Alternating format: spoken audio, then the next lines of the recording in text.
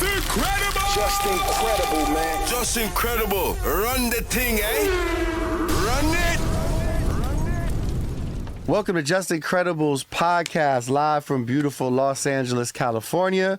I'm Just Incredible. Today I'm joined by my bro for many years, Kyle. Yeah. No. Kyle, what's good, my boy?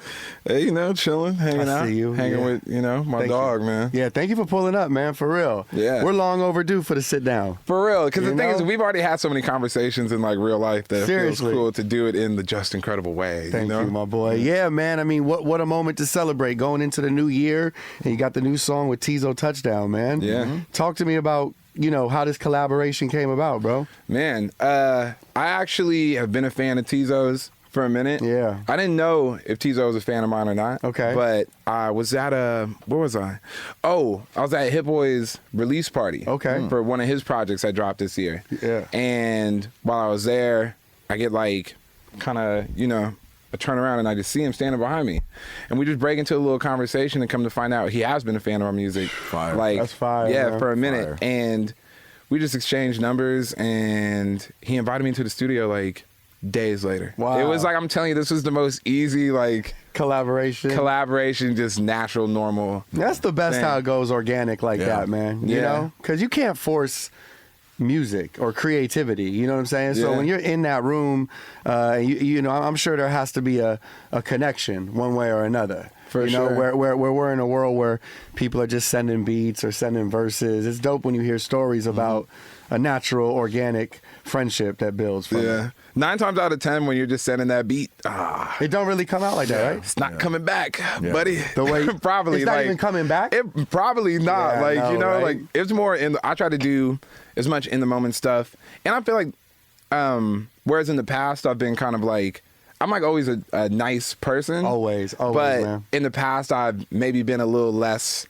putting myself out there, especially on the business side of things. Mm-hmm. So I feel it's more about, this year I've just been going out more and really trying to connect with people in person. You never know that I think Teezo told me something he first heard my songs. He was talking to a girl in her dorm room or something. Okay. And they would be in there and she would always be putting on Kyle music videos. What's up, man? That's what's up. Yeah. He told me something like that. You never know that. if You you're just not never outside. know. You never know, man. Yeah, well, congrats on the song, man. I know we're going to get deeper into the song and, possibly a new project on the way and things like that. Let's take it back to, growing up in Ventura, man. Yeah. What was it like, in the city and kind of specifically wanting to do music? Yeah. Man, growing up in Ventura was it's a beautiful place, bro. And I feel it's a beautiful high school experience. Right. Because, I lived in the Valley for a large part of my younger years. Okay. I probably moved out to Ventura when I was 11 or something. So, but being out there, I kind of went from this place where it's nobody really knows you or really cares that much about you living in this apartment building with 400 other units. Yeah. And you just feel a little less important, I think. And then being out in Ventura, everybody knows everybody and you're all experiencing this little slice of paradise. Right, right. It's arguably, to me, it's the prettiest city in the world. So I liked growing up out there and just being recognized all the time. Yeah. Being able to create these real bonds with my neighbors, knowing who that police officer is. That's You dope. feel me? Yeah, no knowing doubt. A real community. a real community. Yeah. Exactly. And when I got there, I feel that city just really embraced me and made it easier for me to really feel maybe I am important. I was really shy. Before going there and really growing there and growing up there and becoming an adult there, I was so shy. Yeah. Wow.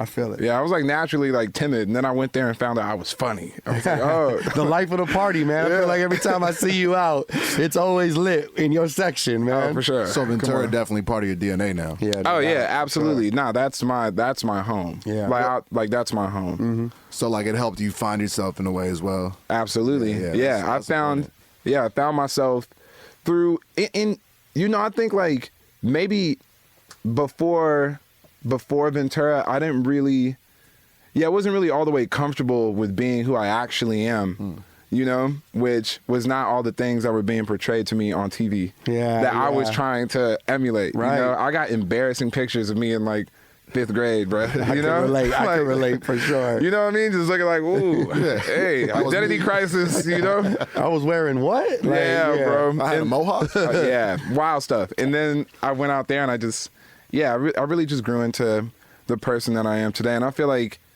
you know, Ventura really just embraced, for the music side, Ventura really embraced me being like a different kind of rapper. Okay. Because I honestly think the people out there, when it came to rap music, were kind of like hit or miss. Hit or miss either too. way. Yeah, because they weren't. I just feel like they weren't coming into who they were as a person at the same time that they were like making music. Understood. You know? Yeah. They got behind my whole like loving movement. Yeah. Were your early shows? Was that some of the first shows in Ventura? Absolutely. Yeah. You know what I would do all the time in Ventura is they got a place called the Ventura Theater, and I would have to go there. I was probably like 14 or something, 13, 14, and I would have to go there and just like beg them to give me hella tickets, and I would promise them like I can sell these tickets. Like people like me, I swear. Yeah. And then I would just be at my high school trying to like freestyle for people to sell these Snoop Dogg tickets. Okay, all right. And then they would let you perform. They would let like 10 of us perform. That's fire. One time I had a 3-minute set. I cannot make this up. And we killed it, bro. We were doing backflips and like Probably flew through like 3 minutes. 3 minutes. That's 3 that minutes, Super Bowl it was halftime just- set. You got to jam pack it up. You got to be quick. You got to have the choreography and everything down pat. for sure. Real quick, so there was a lot of rappers, obviously. Did you ever run into rappers in Ventura that, you know, grew up in Ventura in the suburbs and stuff? And they were like T.I.'s Son King. They try to act they like were so hood. gangster, bro. Yeah, It's crazy. There was rappers like that out there? That was the majority of that. You know what I mean? So it was a funny thing because I was just like, I mean, I was I think I was a lot younger, you know what I mean? I was really like 11 type vibe. So when I'm peeping some of like the teenagers out there trying to do it, everything is so gangster. It's just not, you know? Like that's the thing. Ventura can have every place in America like has like tough areas, you know? Of course, yeah. But just the types of kids, they were growing into something they weren't. They were growing out of who they are into like this thugged out. It's a crazy like thought process, man. Yeah, when you really break it down, and we saw it this weekend with T.I.'s Son a little bit. Right. You know what I mean? It's crazy, like, mind blowing. For me, my spin on it was like I'm in this beautiful place, and I'd be trying to tell them like, y'all, we live on the beach. Yeah, Come on, like the beach is right there. Yeah, it's different. Like, it's different, and you know the funny thing, that's like where a lot of the like gang type drama dudes, happens. Yeah, it's like in these $1 million houses on the beach. Yo, I'm like, bro, we're supposed to be surfboard. Yeah, we're supposed to be on some like kumbaya shit right now. Like y'all don't realize how prettier blessed. the world. Yeah, you don't understand how blessed you are. Yeah, man. And that thing, it really helped, man. Yeah, man. That takes me to your high school yearbook, man, where you actually signed "See You When I'm Famous." Yeah. That you talk about manifestation, bro. That's one of the most lit stories I've ever heard. Oh, bro. for sure. I meant that shit too. Yeah. Like I remember putting that. I kind of had like 10 seconds left. Like the class was about to be over, and if you didn't pick some, that it was just gonna say like Cougar Pride. Okay. You know, then that nobody wants that. Yeah. Like that's crazy. Generic. Right. It's so generic. Right. And so I was thinking about, damn, like what do I want to like tell all of these people I went to school with? See you when I'm famous. Like, because they'd been watching me the whole time. Right. Like cheering you on. Cheering me on, or some of them hating, I'm you know? sure. I'm sure. Like, yeah. But it was kind of just like, there's no plan B. And I'll never forget my drama teacher, Stephanie. She told me something that like helped me out a lot, because all these kids were like hella smart, and they're all going to like Ivy League schools and stuff. And they're like, "Oh, what's your plan?" And I was like, "Man, I don't have no like plan. I'm trying to." They're like, "What do you mean?" I was like, "You know how I'm like a rapper? Yeah, that's the plan. Like That's it. That's what I want to do." And then she told me, she's like, "Kyle, like you have to just dedicate yourself to this and see where you like land. Yeah. Because if music is what you love to do, you're going to be successful if you end up doing it for any job." That's right. That's you know? Right. She was like, think about it. And when you think about it like that, there's nothing to fear. And so that's why I was like, see you when I'm famous, yeah. Love that. Yeah. Credit to her too, man, for really like, you know, giving you that positive affirmation, because you hear stories where teachers or even parents at times are like, like you might want to have another B plan. That's not a real job. Luckily, my parents were supportive, because anytime I talked to any of my homies who decided to like never pursue their passion, it's always their parents. Who talked them out of that shit. Talked them out of it. Damn. I'm like, man, Yeah. right here on the home court. Right here. Like, That's crazy. This is my home court right here. home court telling me, like, It'd be like that, man. yeah, get in the stocks. Yeah, right. Cut out for this. Sell some property. So what was it like about acting? Because you're doing acting, you're doing music. Like, where did that passion come from? Was it your parents? Was it things you were listening to at the house or watching on TV? Like, where'd that inspiration come from? Man, I was just saying this the other day at my aunt's house. My family is really good with words and like communicating feelings and expressions and thoughts like with words. Everybody is a really good writer. When we talk, we might say something really stupid, but when we write it down, like, we're good at that. So there's like a natural talent to just tell stories that comes from, and this is me more like kind of talking about my mom's side of the family. Okay. And I think my musical talent and sort of like, the way I emote things and stuff is all coming from like my dad. Got it. Because my dad was just such an incredible like dancer. He was funny. He was like very charismatic. Animated. Super the life animated. Of the party. I can see that. The life for of sure. any room that he would walk into. So I would say that's probably where that came from. And then, my acting teacher, Miss Rossiter, she kind of brought me out of my shell. When I first got there, bro, I was a quiet, like, I don't even know who I was trying to be. You know what I mean? Before I got to drama class, I was like, man, I have weird combinations of stuff. You feel me? Yeah. Like, just all flamed out, like red, like do-rag and like a, you know what I mean? Like a Cardinals jersey or something. Right. Like, doing weird stuff. But then being super shy, though. I didn't want to talk to nobody.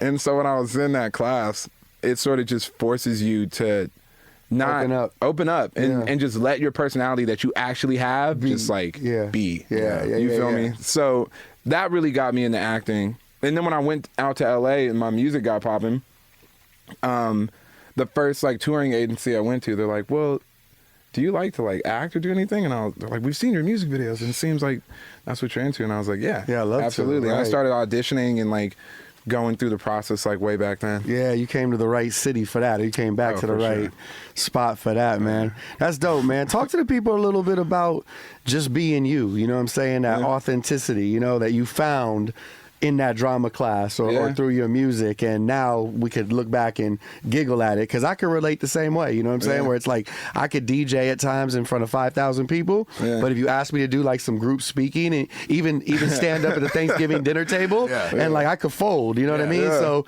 I think there's a lot of people watching that could take some knowledge from your words on that. For sure. I think like the thing is, chances are you probably are somewhere in there like very, if you're a nice person, you're probably somewhere in there like kind of funny or entertaining if you feel confident enough to like speak. And I think being comfortable in your own skin is like priority number one. Yeah. So you avoid making decisions that aren't genuinely who you are because you did it because you were nervous or you did it because you felt like you needed to fit in more. That foundation. And I think drama class, and I am an advocate for drama class, I guess, but like theater class, putting your kids in that or you just doing it yourself, it's just like, it's like going to the gym on your comfortability with yourself. You feel me? You're about to get up in front of all these people and pretend to be a penguin. Like, you know what I'm saying? And like flap. 40, like you're going to do weird stuff and you're going to become comfortable just like, That's why like being, like making fun of myself or doing shit like that is not like difficult. Yeah, you have no problem like laughing. You know what I'm saying? Laughing at for sure. And I feel like that's a strength too. That is a because strength. like when people try to find a weakness in you, it's always gonna be like, oh, I'm gonna crack a joke. And then I'm gonna find what the weakness is, but if you can fucking follow that up with it's like, well, you just beat them, bro. Yeah, for real, because we live in a shitty world at times. So people are definitely gonna try to get the upper hand on you. Bro, killing somebody with kindness, that's a cold That's death. a real key, right? It is. It's a cold death. Yeah, man. You're too kind. Something About You is the brand new single with Teezo Touchdown. Yes, sir. We kind of talked about how y'all met, but let's talk about actually those studio sessions. You know what I'm saying? Even, picking the beat, thinking of the hook, that kind of thing. Yeah, I'll tell you. So when I got there, where was that? It was like somewhere like, I think like mid-city or some type of thing.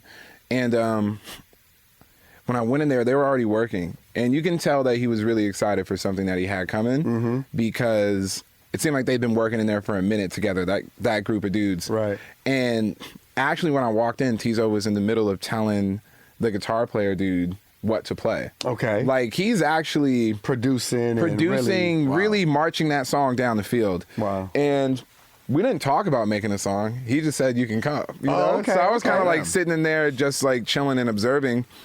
And yeah, he started like kind of playing me some of his other records. And I was like, bro, this is crazy. Monsters. Like, it was monsters. Yeah. And it was brand new. Yeah. So like, fresh, you know? So fresh, which for me, I like being innovative. That's the only reason I still like making music is I might have an opportunity to do something new. That's right. You feel me? Yes, sir. So I'm listening to him do this. And then as he was working on like writing his verse, he's like asking us a little feedback stuff and we're just like telling him. And then he cut it. And as he walked out of the room, the other dudes that were there working on the song were still in there. And I was like, yo, I think I'm going to try some on this. You know, I was like, this is too hot. I'm not, I was like, there's no way. That's dope. I was like, man. you know, if it sucks, it sucks. But I'm fun to go in there. Try So, Well, it also fit like your vibe. Your vibe as well. You know what I'm saying? Yeah, It was, like, no, perfect. It did. The melodics and, you know. The melodic yeah. stuff. And then, so I went in there, and as I was like freestyling to it, working on it, Teezo like walked back in the room, and he was in there for a second, and the next thing I know, he was in the booth.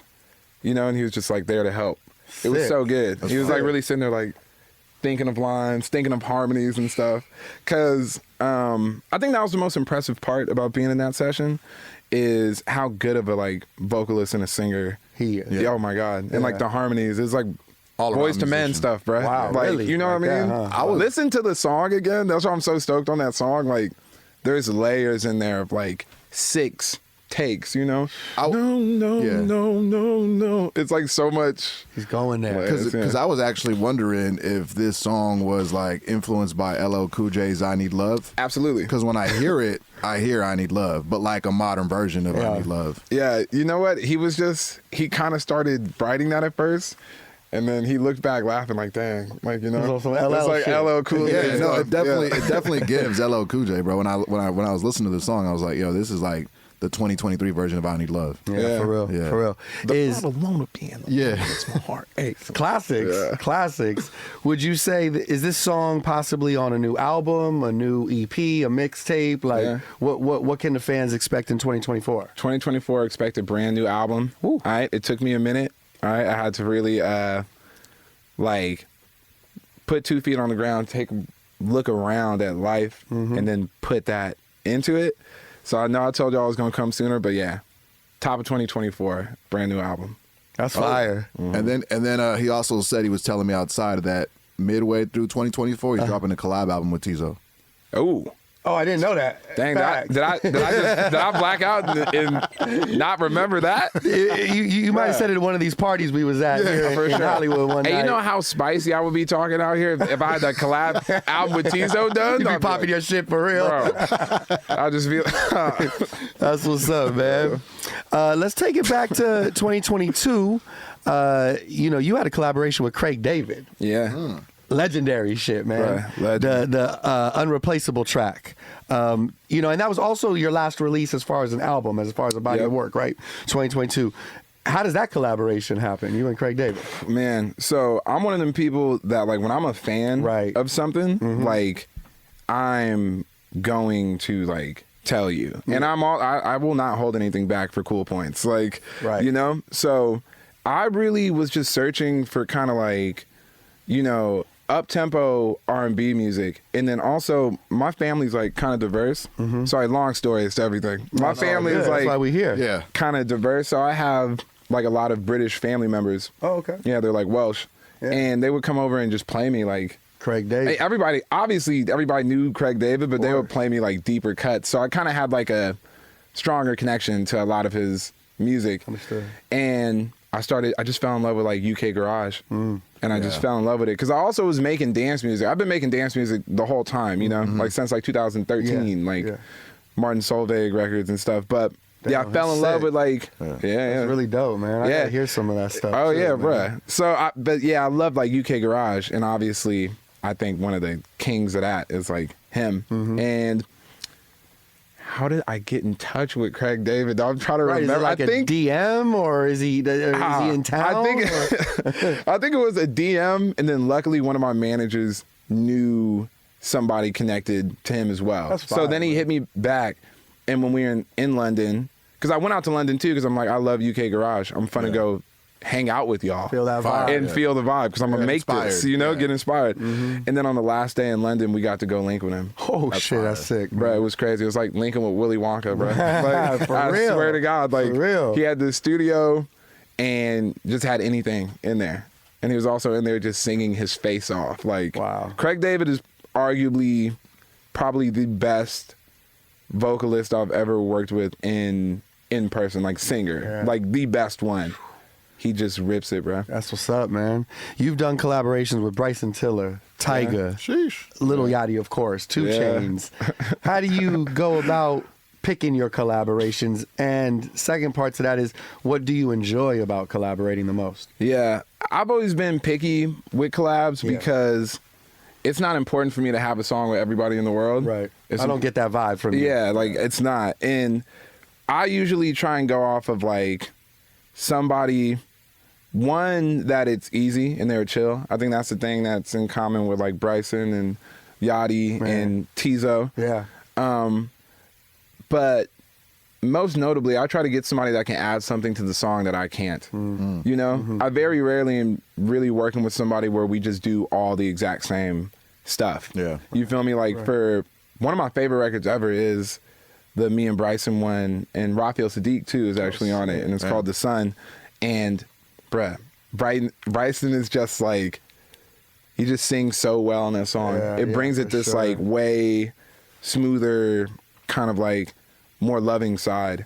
It was just sick, man. And Raphael Sadiq is on there too. That's probably my craziest collab. That's lit, yeah, for sure, man. Raphael Sadiq, the legend, another legend, man. Let's talk about, how do you feel you've grown since that last project in 2022 as an artist? Or honestly, as a person, you know what I mean? Because that's what comes out in the music. Man, since that album, bro, my life has like completely changed. Like my world has completely changed. In what way?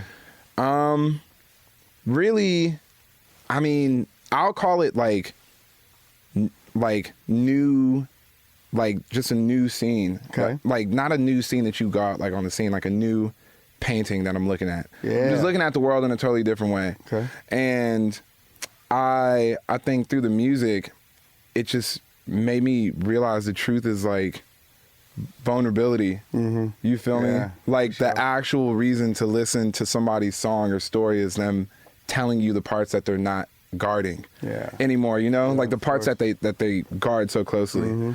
And through just going through like my world completely changing, I was like, damn, do I talk about this stuff like in these songs? Is that what I'm supposed to do? I think I'm supposed to make people just like vibe, you know? Right, you feel and like buy that's another drink or something. But nah, Kyle, like you can't be afraid ever, Yeah. You can To show them that side. To show them that side. Yeah. To just say what you really feel. Yeah. Even if what you really feel, especially with the internet, people are going to be like, bruh, like, Yeah. Don't be afraid. How about the ups and downs in this business specifically? How have you dealt with those over the years? Because you've been doing this for a minute, man. Bruh. I know, we'll get to talk about the iSpy records, almost diamond, you know what I'm saying? So you've had the highs of the highs. And some people, they don't know that it's not all roses like that every day, right? Sure. Not every song turns into that song. And for sure. How do you deal with the highs and lows in this business and this industry we're in? Honestly, I try to listen. I try to vent my feelings to my friends that will listen, that I know have sound minds, to keep you on like the straight and narrow when you're going like this and like this, because that is this business, bro. It's like this for how long, then it's this, and then it's this, and then it's back up, like so. Mountains and valleys, and I would say like as long as you can understand that like if you're in this business and you are an artist, you make paintings. You feel me? You paint stuff. That's what you do. That's what you do. You make a painting. And sometimes you painting trees because you love them, Right. and trees happen to be the hottest shit in the world. Right. You know, and then sometimes you got to be honest. You don't want to paint that tree. You want to paint a dolphin now. That's right. Like, That's right. And you kind of just got to enjoy the process and never let it like discourage you, and also never let it take away from like your value as a person. You know, because if you see like your career go up and then go down and go back up and go down, you'll like start living life on highs and lows that match your like career. Yeah. And then it's like, damn, yeah, like once you make a diamond song, like how you do that again? Like, and again. Like know. I don't really know many people who have multiple diamond songs. I'm sure there are like a few artists, but it's a handful. You exactly. know what I'm saying? And like, you can't live your like, you can't place your value as an artist on like highs and lows. I remember Snoop Dogg told me like very epic piece of advice where he's like, man, do not focus on highs and lows. It will be over so fast. Right. You will give up. If you're always aiming there to duplicate go that, bigger and bigger. He was like, man, I came in the game with the highest selling rap album of all time, first one. He's like, how am I even supposed to like just do that the whole time? He's like, my like value in my career is how long it's been. Yeah. You know, how long it's continued. Somebody like E40, all the California legends, bro, it's like the length almost the time almost speaks like bigger value than any of their highest moments. Yeah, the way they keep their how to reinvent themselves to just stay in the game and just continue. So difficult to do. Man. It's crazy, but if you care and you're not like afraid, you know, if you're not afraid, and also, if you're not afraid and you care, you can stick around and you can do that. And you can deal with the highs and lows. The highs and lows start being so dumb to you. You're like, Twitter is so stupid. For sure. It's a lot of noise. It's a lot of noise. If you could create a dream song with two artists and one producer, a dream collaboration, what would that be for you? Ooh. The perfect record. Oh, man. Oh, my God. 2 artists, 1 producer. I get 2 other people and me? Yeah. Jeez. You on the first verse. Sorry, this is so crazy. It's like a football fantasy draft. Yeah, exactly. Okay, I think I would want to do like I'd probably want to do like a Pharrell song, right? Like a Pharrell beat. Like a maybe he's helping joint. Neptune's like they're writing the song too. And then like SZA singing some sort of epic hook, you know? That'd be fun. Yeah. I mean, you said dream collab. I'm just picking. No, of course. That's what, this is our painting today. This is the painting. Those stems are good so far. Yeah. Right. I'm trying to think who else I would add to that to just like send it through the roof. Oh, man. The last one was kind of hard. Maybe like... that last one was really difficult, but I would say I'll probably just pick somebody guaranteed to make it diamond. We're just gonna throw Drake in there. Drake, you know? Why not? That's a fire We song. put Drake in there, That's and a crazy record. we're never working again. That's it right there. That's the perfect masterpiece. Bro, it's a perfect masterpiece. I've never am just lifting a finger in life. Them residual checks about to be crazy. Oh, the residual check is that's gonna right. be monstrous. All right, so what would you call it though? What I call that song? Man. I don't know yet, man. That's it's just too epic. Perfection. Perfection. Perfection. Pushing perfection. Kyle. Inspire Oh, yeah, perfection. Pushing perfection. Just perfection is crazy. Perfection, They're just yeah. gonna be singing about how perfect this lady is. You Look know? at it. Kyle's new song, Perfection, featuring Drake, SZA, produced by the Neptunes. That's out cool. now on all streaming on all platforms. I'm ready to drop that both in the club and on the radio. Right. Oh, for sure. Oh, that's gonna fit in there perfectly. Pause. Might have to make that on AI. Just popped up. Popped right up. now. I probably had a couple possible moments we missed. So It's all good. Free talk. Yeah, we're gonna have to go back and review the tape. You know? Yeah, review the tape, and if I did, throw in a pause. We'll throw it in there. You got it. Everything's fully independent right now. Yeah, Fully independent. fully independent. What are the benefits to you? Because you've done both, Yep. major and independent, but this seems to be like home court for you. You seem to be like in a space where the independent artist is just your comfort zone. Is that fair to say?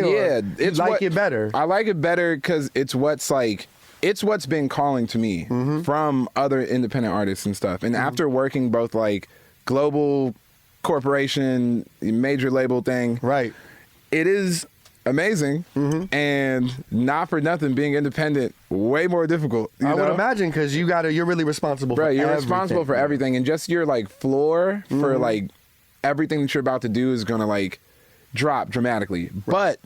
But the whole point is that for me, at least where I'm at in my life, I'm like, man, I still have energy and still have the want to do this, to make music, and I need to amass a catalog that I own outright. 100%. And it's going to make me so much more money than the diamond records that I'm making while on this major thing. Yeah. You know? And so it's just like, and for me, it was kind of like, yeah, what matters to you, right?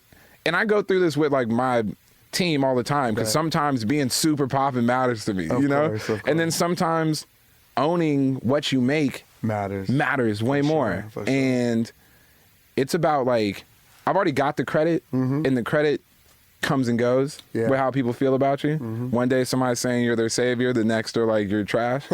So it's like, at this point in my life, it's about getting the debit and making some that I just never have to like wonder, because there's that much money in streaming. Like, it's really like that, for sure. Wow. I make, and think about this, none of those records are the same as or the current records I'm putting out, you know? Like iSpy, diamond record, like playing with me multiple times platinum, you know. Hey Julie, multiple times platinum. Congrats, man. Don't Wanna Fall in Love, went platinum this year, but that's the song I own. Love that, see. That like makes, you see them lighten up, bro. Like you can feel the energy, you know what I'm saying? And the thing is, I also just believe in my ability to make really great music. Yeah. And so while I can do that, I just need to do it for myself. Yeah. So when I look back on it, I'm just paid forever. That's instead of being paid while you're popping. You're doing it the smart way too, bro. Yeah. Put it on the line. You just gotta be okay with not being like a super, super big artist. Yeah. And if you can be okay with that, like, then yeah, you're gonna make way more money over here. Huh. Interesting. Know? Yeah. You did your Spotify Warped yet? Rap. Everybody's doing the. I see everyone. I haven't posted it yet, but I got my. What's it looking like, man? Oh, bro, it's looking crazy. Show them that independent grind, baby. Dog, come on, where we at independently? I love that, man. Independently, we made like, we had 146 million streams this year. And round of applause for that, man. You probably reached every country too. Oh, every country. Congrats, man. And and I will give the major label their credit and give Atlantic and all the awesome people there their credit. Yeah. Like working with them definitely helped turn me into somebody who's like known everywhere in every country. Like I can go to and all that. I can go to Korea and do a show, and people are coming. You know what I mean? Stay on the south side of that, bro. Yeah. Oh yeah, for sure. I could probably go to North Korea and get it popping. They might not let you. You know what I'm saying? They might not let you leave though. You know for sure. They're like, yo, you're doing shows here. Yeah. Forever. I like what you said about how you got to be prepared to. You will take a drop maybe at first. For sure. You know, because I even can relate in the space we're in, you know, like at the radio station, we're used to it's a huge platform, worldwide platform for many years, and then taking the risk to come to a podcast. Yeah, your YouTube views might not be the same. Oh, absolutely. Immediately, you know what I mean? But it's a great lesson for the people watching to catch as well, because to hear that you've gone through that, or I've gone through that, or working through that, but took the risk for that longer term play, I think is a very, very, that's a gem right there. For sure. And I think the other thing is like when you're making the kind of records that like I will make sometimes, which are like very popular leaning songs, you're kind of, when you're with the label, that's really the only game you're playing. They want you to do that over and over. They need you to do that over and over again to keep things running, because it's this like $1 billion company that has given you so much money, by the way, that they need to like make it back times 7 for whatever reason. But like when you're independent, you get to do exactly what it is that you want to do too. And just work through it. It's okay. You know, it's okay. Like my record's not having the same streams as like a diamond record or whatever annually is not going to make me feel any less dope. That's right. Like, especially the music you're putting out. It just keeps getting better and better. Fire. Yeah, so, and I want to look back on that 10 years from now. Yeah. Because I plan on like all the legends I've looked up to, the E40s, the Too Shorts, the Snoop Dogs, like those are people that just have done it forever. Yeah, for real. You feel me? Well, when you do it forever too, you just could live the rest of your life on tour. Bruh, live the rest of your life on tour. Yeah. We're just going real California legend status. That's what we're shooting for. Yeah. Live the rest of your life on tour. Make way more bread off your catalog because you own the whole thing. That's right. That's right. Talk to me about the song "Bouncin'," produced by Hit Boy, man. What was it like working with him? You know, I feel like since then, y'all both been on a tear. You know what I mean? And that beat is incredible. Like I was listening to it this morning. What was that collaboration like? So obviously, I've always known about Hit Boy. Yeah. And then once I like kind of got into a circle of like meeting him and getting to know him, it was super cool. And then I finally got like my first like Hit Boy session. Like, you know, I'd been to one before where I'm like playing him like some music in the studio, but it's really not for me. It's like for this other person, you know? But that first one, I was in the middle of coming up with kind of like a new sound direction for an album that was called See You When I'm Famous. Okay. And when I was in there, I was just talking to him about, we were just talking about like what sounds would we want. And I watched him just cook up for the first time based off an idea. Like, man, what if it started with a sick guitar? You know, starts doing this, playing this thing on his laptop. And it was just the nastiest, craziest beat I'd ever heard in my life. And it was cooked live in front of me, like live and direct, like Hit Boy in action. Wow. That's legendary. And then I was like, damn, I can't fumble this. I got to kill this one. And it turned out to be like literally one of my favorite songs ever. And then after that, I finished that album like nothing because I was like, it's the first track on the album, so it really sets the tone. Man. Yeah, sets the tone. That's like low key my favorite project. Wow. Yeah, if people want to know, like go listen. That's the one for me for sure. The irony too, after signing your yearbook like that's the project that like. See You When I'm Famous. Yeah, Here you go. Man. Like that's a real picture, y'all. I didn't make that up. Yeah. That's what's up, man. Congrats on celebrating 10 years on the Beautiful Loser album. Yeah. 10 years, man. Thank you, man. I mean, that's, you know, we talk about California legendary status. You 10 years in the game, just getting warmed up, man. Yeah. Just getting warmed up, bro. 10 years in with 10 years to go, at least. Right? How's life changed since that album? Man, life. You know what's funny? I was doing the show for the Beautiful Loser 10-year thing. And they played the song View from Hollywood, which is the outro to that album. And in that, I'm talking about like how it's like almost one of those lonely at the top, kind of like you got to leave your home behind to follow your dreams type thing. And when the 10-year date came, I was like at my house, you know, I'm like in the hills and stuff, looking out at all this stuff and just remembering being the exact same kid that made that song. About how like, you know, whatever the world has in store for me, I'm gonna go it alone and just go do it. So I would say, like I feel a little bit still connected to that kid that made that project. I think you always got to keep that connection. You know what I mean? You always got to keep that connection. You're just wiser now and been through more shit and making decisions, I'm sure. Exactly. Right? Exactly. Yeah. Like experience is the quickest way for intelligence. You know, like you just go through something and then you know the good and bad parts of it. So I feel like I've kept the kid alive. He just has a much bigger like rule book. You know, and I'm still learning like every day. I still got to add stuff to my playbook. Every day we never stop learning, man. We never stop learning. Let's talk about the 2017 single iSpy. 8 times platinum on its way to diamond. What a record, man. What a record, bro. Monster record. You know, you talk about how, you know, people ask you to do it again and again and again. It's so hard to just get one. Bro, majority of rap artists will never have a record that big ever. Majority of them, you know? Man. We're talking like 98% of them. For sure. So, it's, you know, I look at that record in so many crazy ways because even before that, like, Beautiful Loser was like 2000. I worked on that in 2012, 2013. Okay. And then Smile was like 2015. Great album. And I remember Don't Wanna Fall in Love being played on the radio for the first time and thinking like, wow, I made it. You know what I mean? Yes, sir. Like, and there was all these other feelings, especially around the time I made that song, where it was like, man, this isn't good enough, like, or yada yada, or like, man, rap is so hard, like everybody's hating on you, you know? And in a weird way, God just like dropped off this, because it's God sent, bro. Like for it to be that big, and it to go to that height, like life-changing song.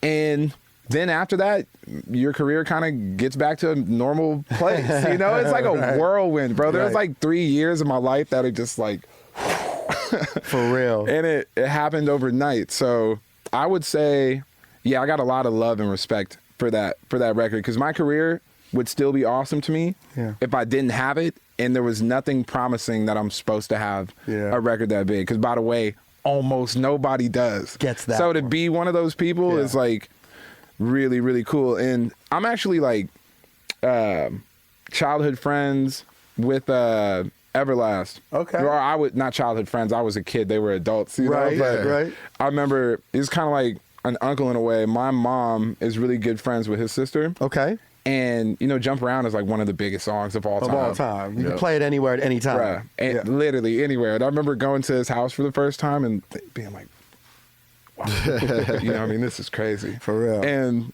yeah, it's a different level of comfort being able to be in that club of people that have a record that big. Yeah, yeah. Where it's like, I don't even view taking risks the same way that probably most independent artists view taking a risk. Right. You know, because you were lucky enough to have success. Yeah, to have success and have this like Super Bowl ring of a thing. Yeah. So you're like pretty much good now. Yeah. You know, forever. Just like, solidified. Yeah, that's why you gotta like give. You can't hate on, because so many people want to flip that into a negative thing. And I'm like, bro, this isn't negative. This is like my life sponsor. You see this song? Like, Just keeping the lights on. This is keeping the lights on forever, no matter what. Yeah. So, yeah, it just puts you in a better position. Gives you the freedom to try and do other things. And people wonder why I decided to make so many weird sounding records now. Man. I'm like, bro, because it no longer mattered. I feel that. I feel that. Speaking of that, to stay on that, we're talking about iSpy, trying different things, talking about people you've collaborated with. I've seen a lot of mashups of iSpy with like on different like rock. Bro, Panic at the Disco That's one what I'm goes saying. The Panic of the hard. Disco one. That's so dope. What's it going to take to get Kyle on like a Panic of the Disco collab or like a Fall Out Boy collab? 'Cause that would go crazy. I best believe I've already made those kind of songs. I just haven't That's put what them I'm out. saying. That's what I'm saying. Man. Because I can definitely see like Kyle, Panic at the Disco, Kyle, Fall Out Boy. Like Absolutely. That's like, you know what? If I went full, I actually started learning how to play the guitar recently. Yeah.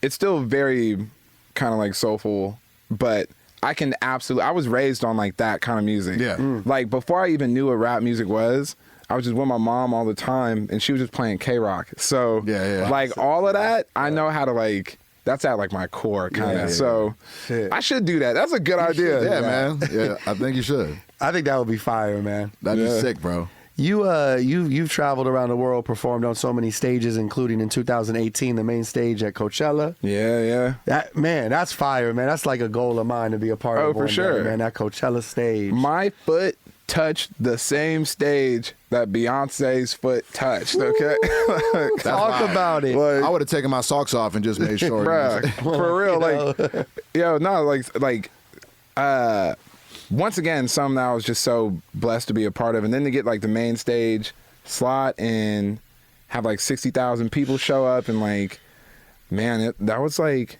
and I had both my mom and my dad there, and I remember them both being so proud. You know? Love that, man. Yeah, especially because I didn't really get to. I mean, they've seen my shows and stuff, but this was like my biggest moment in music, and they were both there. They were both there. That's so special, Yeah, man. yeah. So special.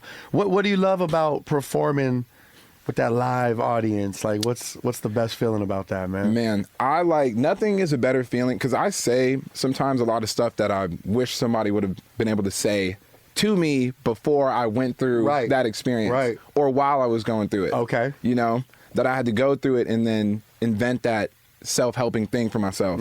So being able to sing it live and being able to look in some kids' eyes as they sing that shit back to me, like nothing makes you feel more like in your purpose than doing the songs live with the people singing them back to you. So that's probably my favorite thing. And then I'm also kind of a spaz, so I like to like, I'm very animated, so I like to like scream and jump up and down and do backflips and shit, and like, you know what I mean? Like, so it also gives me the place to experience both of them things at once. I'm actually trying to learn how to like calm down on stage. Like, I mean, I think the fans want to rage with you, man. they do, but I'm gonna give them a more concise, like, you know, planned out, choreographed rage. Like, it's because I saw a quote. I think it was Offset was talking about like people are tired of like hip hop acts just walking back and forth. Or you know, and I kind of agree. For like, sure. so I'm gonna try and I think my next concert series will just be like something way more choreographed. I heard that. You can do like backflips like Jaleel.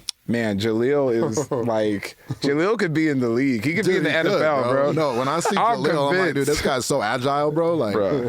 When I first met Jaleel, I met Jaleel a minute ago, probably like 2000. I don't know how long ago it was. Maybe like 2017. He was working with my friend Sonny Norway. And I would watch all of his videos of him just like trucking the shit out of people. Bro. And when I first met him in person, I was like, yeah, you should be just in the NFL, bro. Well, bro, you know, the craziest thing about Jaleel is he's like so hype on the social media and like in the concerts. I met him at like Apartment 200 and dude's just super chill, bro. So calm. He's like so calm. Like I wouldn't even expect it, but I was like, I like any moment now, he could just fucking backflip. See, and I think if I knew in my mind, oh, I could probably beat anybody's ass in here, I'd probably always be just not on, you know, I always just be super chill too. Like, I can fucking throw people around. I can run through that wall right now. At like, any moment. I'll be good. It's probably similar to how like Superman or somebody is just chilling on his day off. Just waiting for the call. Yeah. Aside from music, you've done acting as well. Yeah. You know what I'm saying? Series like Sugar and Toys, films like The After Party and Cherry. Yeah. Fire, man. Hey, Sugar and Toys, by the way, on Fuse, all right? Right now. All the time. Okay, every night, Stream around like 10 p.m., okay? It's there. It's on. We're on cable, bruh, Amazon, all that. Come on. Would you, could we expect some more acting stuff from you in the near future? Definitely. I think what I'm experiencing with acting right now is similar to maybe with music too, like trying to, okay, I've done this, I've done that, now I want to like do this, right? Which is like, I want to actually be involved in creating a story and then telling it. Yeah. Like not just being a part of, I'm down to be in other people's movies and just be a part of it. But I think the reason I haven't auditioned as much recently is because I'm more infatuated with like trying to like write and produce a thing and then be in it. You know, like make your own stories from scratch. Like I made a short film in 2021 called Allie and I. And it's amazing. I was one of the writers. I was one of the producers. I starred in it. My homie Tomas Whitmore directed it.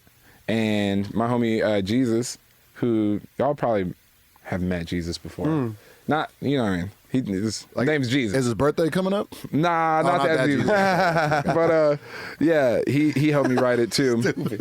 I know. Crazy. You're gonna get one in every show. It's always funny to say, man. I always gotta like say it. And his name's Jesus. His name's Jesus. Yeah, but he helped me like write it, and that was fun. That experience was so groundbreaking. I remember a good friend of mine, Joe Russo, told me I was with them and I was over like just hearing them talk about like a path to being a filmmaker. Yeah. You know, which for me is something I want to figure out how to do in my career. And I got time, you know, I don't need to just act. Right. Like I can learn.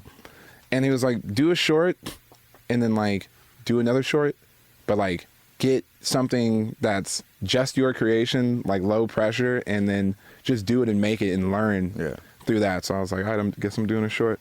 So yeah, you're gonna see more acting stuff. Hell yeah, I got an animated series too that I've been grinding on for the most part. Okay. Yeah, it's me. Carl Jones is an executive producer. Executive producer of like Boondocks and so many other shows. And Colin Kaepernick is the EP on it too. Okay. Yeah. Damn. And so it's an anime called Karaku. Are you going to be pitching this for like Adult Swim type vibe or what's I'm thinking I would rather take it to a place that is meant for inspiring kids, especially ones that look like myself. Yeah. That all of your content and all of your future and the rest of your reality does not have to either be being like a cop or being like, we're always like a detective in like a show or something, you know, we're never just flying, you know? And that was like a really big, I wanted to be like fantasy. Age for like, let's say, I mean, anime kind of ranges, you know? Like, I know grown-ups that watch Demon Slayer and like my 11-year-old little brother watches that. So I would say like probably around there. It will be funny though.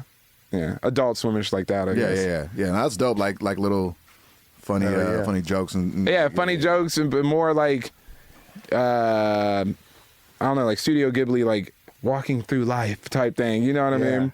Not so much like just bones snapping off in every direction. But who knows? Who knows? It's like we're still in development. Maybe you type should thing. like launch like your own production company too.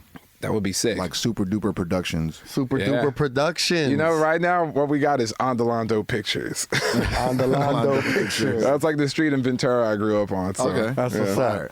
Hank, you know, being in LA a lot, I'm sure, you know, you've heard your music on Power 106. Yeah. What's that feeling like for you, man? Man, there's no bigger. I'm telling you, the first time it was Don't Wanna Fall in Love being played on Power 106, and I like cannot tell you how. I don't know if anything I've ever done has given me that same brain feeling of like everybody in the world is listening to this song right now. Because as a kid, you listen, especially like being from out here, you listen to Power 106 for everything. Every long car ride, like, where, you know what I mean? Like, everything. Traffic. Every day, traffic, going to school, coming home from school. And when I would hear people on the radio, like Kanye talking or whatever on the radio or something, I would just be like, man, this is the biggest platform in the world. And so when that feeling I actually got it on film. I know I do. It's probably on like an archived Instagram thing, but I freaked out. Sick, man. I called my mom. I was like, I'm on the radio. Quit that job. Quit it over. We got it from here. Got it from here. Yes, like, sir. Yes, sir. But it was so big to me, man. That's dope, man. Congrats on all your success, bro. For real, for real. And I know, like I said, you're just getting more to come. Yes, more sir. to come. More to come. We got a segment on the show that we call Standing on Business. Standing on business or stand on business.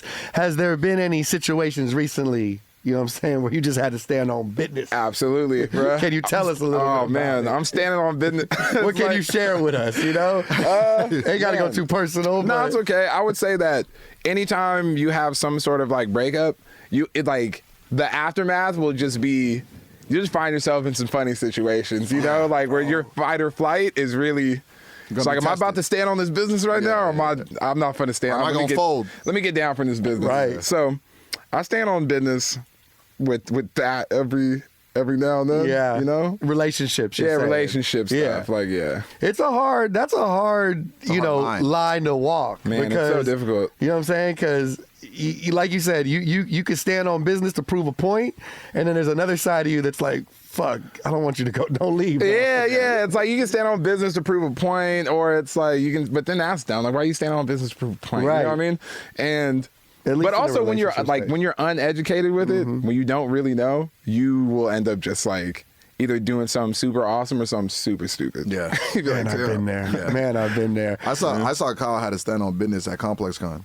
Oh, for sure. Oh, you saw it in 4K? I saw it in 4K. I was there. Yeah, I be standing on. Hey, I stand on business. Hey, this is the thing, business, man. I will stand on business, especially he stands on LLCs. if you are standing in front of me. Like, you know what I mean? Like, if you're standing on front of me and like doing something wild, like, but my standing on business is always super nice. Though. No, it is like one of the most respectful. It's respectful. I'm about to educate you on why what you're doing is dumb right now. Man, that's a good way to do it, though. That's the way to do it. I remember the other day. This wasn't at ComplexCon actually, but I think I was at Trader Joe's or something. Okay. And this dude is like marching up to me, phone out in hand, marching up to me, and just comes up to me and just like no emotion, doesn't smile in the picture, takes his picture, and then starts like walking off. And I was like, hey, hi, what's up? Yeah. Good to meet you. Nice to meet you, bro. My name's Kyle. Man. I was like, you're like, before you just whip your phone out and take a picture, you gotta like say what up. You have to say hi. And he was like, oh, hi. And I was like, what's your name? Daniel. Okay, Daniel. That's how you do that. You have a good day. You know what I'm saying? Like, that's a positive way to stand on business, though. Right? Stand on business, though. You know, I wasn't letting Daniel get that flick and just scurry off. Yeah. Stop. It's crazy. I'm shopping for mangoes right now, bro. Yeah, come on, bro. Like, like I'm pineapple. I'm not prepared for this. Yeah, man. What are some of your classic hip hop albums, like ones that you could just hear front to back that come to mind? I would say Illmatic was just the rule book on how to rap. That's right. I would say Illmatic. I would say classic album. Man. Yeah, that's a really classic album. I would say the Carter 2 was great. Wheezy. Yeah. For me, that was like a classic for me. I would say College Dropout was a classic for me as a kid. Get Rich or Die Trying. I was about to say that. Yeah, dude. That's nothing. You know what? That was a moment in life where I was young enough to just fully cosplay, just being gangster, and it just be so just somebody so pure. Jersey. Oh, but I was like even younger. You know, I might have been like I don't even know 6 or something, just like. What up, blood? What up, God? Yeah, for real. You know what I mean? And it's like kind of funny when you think about it because your mom and shit is buying you like the small hat. You know, you got like the small jersey. Like there's something about it that's kind of adorable, but it's like, you know what I'm saying? Mom, You're like, Mom, can we size up? Yeah, can we size up? You know what's crazy? Oh, I wanted lugs hella bad. Oh, dude, I was rocking the lugs for sure. Lugs with the Avrix jeans. Oh, absolutely. Because in the Source magazine, all the best rappers like from New York had on that outfit. Bro, Avrix, Anichi. Oh man, Fat Farm was Carl that, Kanai was lit. Dude, Pac was in that Carl bro. Kanai. We all wanted that. The Fat Farm. I had the denim get up, the jeans, suit, with the yeah. jacket. For sure. That's right. The little Canadian tuxedo, bro. The Canadian tuxedo. That's right. Yeah. I mean that's 4 classics. That's 4 classics, and then also I gotta add "Kiss of Death."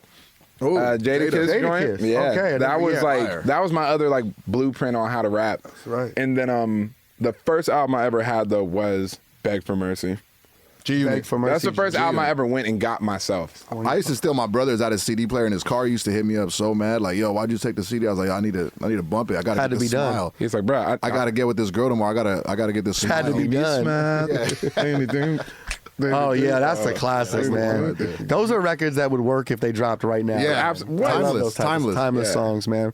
All right, let's throw Kyle in a round of just in time, a little rapid fire. Let's do it. See how many questions you can answer in 60 seconds. Oh, snap. And let you get up out of here, man. Cool. All right, so Kyle, what's the furthest you ever drove for a sneaky link? Sneaky link. Furthest I've ever driven for a sneaky link at this point has been probably like an hour and a half. Okay, like a San Diego type mission? Or Nah, this was like more recent, and it was this was more recent, and it was like it's far. Yeah, 90 minutes is a truck. Like, I actually count, like, if you're going to a city and you don't really have something to do in that city and you get on a plane, all that plane ride counts too. You know what I mean? But see, like, where was it at? Because in LA, you can get to 90 minutes quick.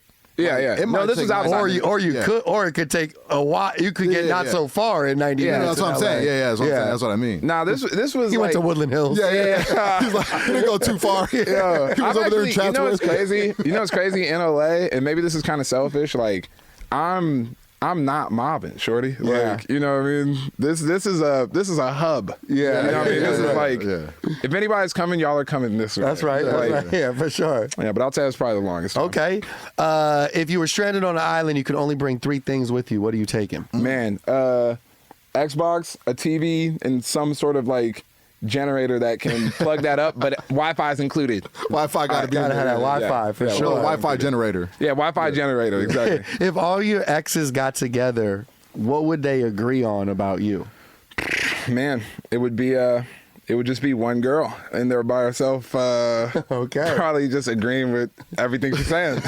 She's standing on business. Yeah, is what you said. there'd be nobody to like rebuttal that with. Oh, okay. Okay. Biggest regret you have in life? Anything come to mind? Biggest regret I have in life is not spending and appreciating and cherishing time with my father as much as I should have. That is, Well said. Yeah. that's my number one regret in life, but it's also turning into just like a really awesome, beautiful lesson on like how time is people's most important thing. Definitely a Most beautiful important lesson there. While I'm doing this 60-second challenge, I'm like racing all the time. Yeah, man. Yeah. One thing you couldn't live without for a month. One thing I couldn't live without for a month is, man, it sounds bad. I don't want to say that. Let's start with an S. To start with an S? Nah. Special K cereal, no? Special K. Ooh, I actually love Special K cereal. I'm not gonna lie. Not gonna Kinda lie. fire? Yeah. I was gonna say probably some Mushrooms. Yeah, some girl or something. Oh, you woman. know? Okay. Yeah. Let's talk about New Year's resolution for you. New Year's resolution is stop playing and get like super jacked like I can. Oh, it's time to get in that gym? It's just time to get in the gym and go stupid because it just happens. You know what I mean? Like if I actually dedicate any type of time to the gym, like I can just like get jacked. So You'll be like jacked in 2 weeks. low key. By Christmas. If If you started today. I started today, see that's my issue. That's why it's a New Year's resolution. Yeah. It's We're going to like- start after, got to give it a couple Gotta more get- weeks yeah, gotta here. get the meals in. How about worst Christmas gift you ever got? Worst Christmas gift I ever got, man. I already know. Nah, I can't even do that because All right, worst Christmas gift I ever got. That's tough. I remember I got some socks one time. It was just some socks. Oh man, But it's What not kind? bad. What brand? They're just regular socks, like regular Foot Locker socks. Okay. Yeah. My mom gets me cool socks, but I Cool forget socks who. are cool, but- Yeah, I forget who gave me these, but they were just like plain white socks. Okay. Like a lot of them. How many unread text messages do you have? Thousands, bro. I really, because I will give you my phone number in person, even if you know and I know. There's no reason for us to be doing this, but let's do it. Just I hold guess. it down, yeah. Like freaking homie at Trader Joe's, if he would have introduced himself. Literally, he'd be like, Yeah, "Can I get your number?" He low key maybe would have got it, but it'd just be so many unread texts. That's thousands, bro. So you don't have to say from who or who you sent it to, but what was the last text message you sent? What did it say? Last text message I sent was, I think like, "Yo, are you here?" To Julian. Yeah. Yo, Kyle, it's been great chopping it Real up with quick, you, real man. quick. What you got, me? Let me add two to those Yeah. real quick. Yeah. Are you the most famous person to come out of your high school? Absolutely. Okay, and then the last one. Absolutely. Who would play Kyle in a movie about Kyle? Who would play Kyle in a movie about Kyle? Right now, Kyle, for sure, me. Okay. You know what I mean? You're playing yourself. I'm playing myself. Now, if it's like 40 years from now, I just need to find somebody Like a that's- biopic. A biopic? Yeah. I got to find some kid that is like... T.I.'s son. Super. I mean, hey, if he's super comfortable with who he is as a person, like that, you know what I mean, they can do it.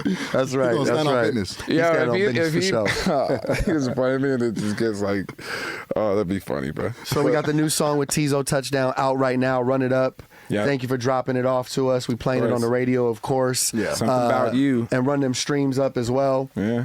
And Hey, do this. Play that song for somebody, this experiment. Play it for any one of your friends and see if they like it. Yeah. Because I guarantee you they're going to love it. Don't even tell them who it Guaranteed. is. Just play it. Just play it. and then tag my boy on Instagram. Show him the and also the play it link. all night while you're sleeping. Just leave it playing. Let it run. Leave it on repeat. Yeah. Yeah, no, do that too. On every device. On every device. Do that. Get multiple phones, yo. New project on the way. Top of the year. Yep. Getting at it. So, man, thank you for making the time to drop by. You always know you got a home right here, man. And Thank you, man. Yeah, it's always love, my My boy. dog. Just incredible! Hey, yo, just incredible. You don't know, eh? Keep winning. Yes, sir. Hey, thank you to everyone who watched this podcast. The music you're hearing, that's provided by LA's own The Eastie Boys. If you enjoyed watching this, please hit the like button, drop a comment in the comment section, and while you're there, tap that subscribe button so you can subscribe to the channel. It would mean the world to me. There's more content just like this, and trust me, a lot more on the way. To keep up with me off of YouTube, follow me on Instagram at Justin_credible or my TikTok. You can just search Watch Justin Credible. Thank you so much for watching.